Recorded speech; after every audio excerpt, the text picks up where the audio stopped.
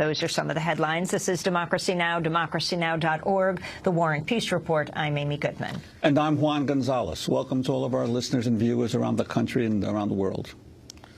We begin today's show looking at the case of Assata Shakur, a legendary figure within the Black Panther Party and the Black Liberation Army.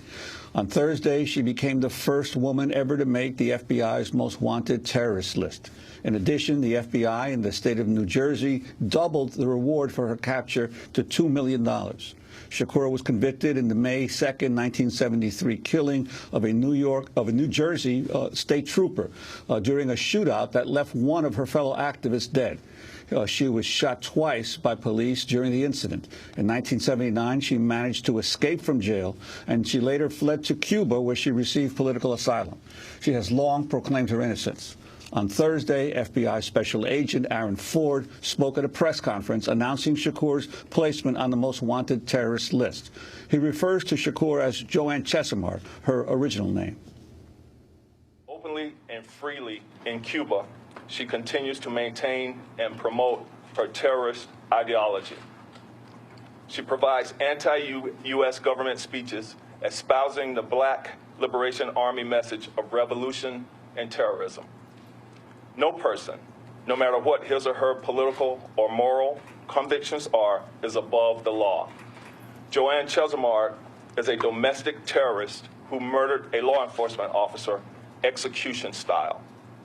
That's FBI Special Agent Aaron Ford. In a moment, we'll be joined by two guests, the scholar and activist Angela Davis, who faced her own murder trial decades ago, and Lennox Hines, Assata Shakur's longtime attorney for some 40 years. But first, we turn to Assata Shakur in her own words. In 1998, Democracy Now! Aired her reading an open letter to Pope John Paul II during his trip to Cuba. She wrote the message after New Jersey state troopers sent the Pope a letter asking him to call for her extradition. My name is Assata Shakur, and I was born and raised in the United States.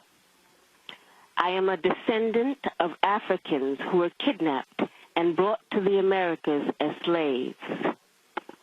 I spent my early childhood in the racist, segregated South. I later moved to the northern part of the country, where I realized that Black people were equally victimized by racism and oppression. I grew up and became a political activist, participating in student struggles, the anti-war movement, and most of all, in the movement for the liberation of African Americans in the United States. I later joined the Black Panther Party, an organization that was targeted by the COINTELPRO program, a program that was set up by the Federal Bureau of Investigation to eliminate all political opposition to the U.S. government's policies, to destroy the Black liberation movement in the United States, to discredit activists, and to eliminate potential leaders. Under the COINTELPRO program, many political activists were harassed, imprisoned, murdered, or otherwise neutralized. As a result of being targeted by COINTELPRO, I, like many other young people, was faced with the threat of prison, underground, exile, or death. The FBI, with the help of local police agencies, systematically fed false accusations and fake news articles to the press, accusing me and other activists of crimes we did not commit.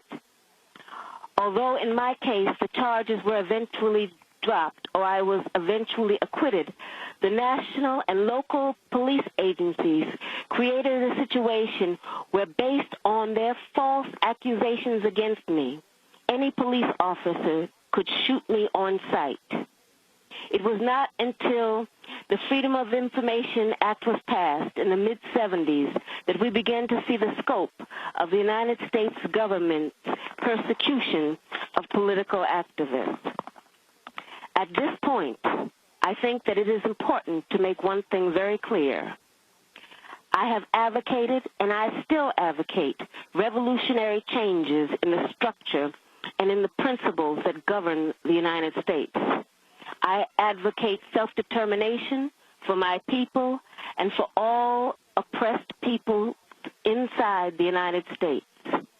I advocate an end to capitalist exploitation, the abolition of racist policies, the eradication of sexism, and the elimination of political repression. If that is a crime, then I am totally guilty. To make a long story short, I was captured in New Jersey in 1973 after being shot with both arms held in the air and then shot again from the back. I was left on the ground to die, and when I did not, I was taken to a local hospital where I was threatened, beaten, and tortured. In 1977, I was convicted in a trial that can only be described as a legal lynching. In 1979, I was able to escape with the aid of some of my fellow comrades. I saw this as a necessary step, not only because I was innocent of the charges against me, but because I knew that the racist legal system in the United States, I would receive no justice. I was also afraid that I would be murdered in prison. I later arrived in Cuba, where I am currently living in exile as a political refugee. The New Jersey State Police and other law enforcement officials say they want to see me brought to justice. But I would like to know what they mean by justice. Is torture justice? I was kept in solitary confinement for more than 2 years, mostly in men's prisons. Is that justice? My lawyers were threatened with imprisonment and imprisoned. Is that justice? I was tried by an all-white jury without even the pretext of impartiality and then sentenced to life in prison plus 33 years. Is that justice? Let me emphasize that justice for me is not the issue I am addressing here. It is justice for my people that is at stake. When my people receive justice, I am sure that I will receive it too. That is an excerpt of a letter Assata Shakur read, an open letter to Pope John Paul II during his trip to Cuba in 1998. When we come back from break, we'll be joined by Assata Shakur's longtime attorney, Lennox Hines, and the scholar and activist, Angela Davis. Stay with us. Thanks so much for watching this report from Democracy Now!, your daily independent global news hour. We don't accept advertising or corporate funding, but rather rely on donations from viewers like you. Please make your contribution by visiting democracynow.org. We need your support today to keep bringing you this hard-hitting, in-depth reporting.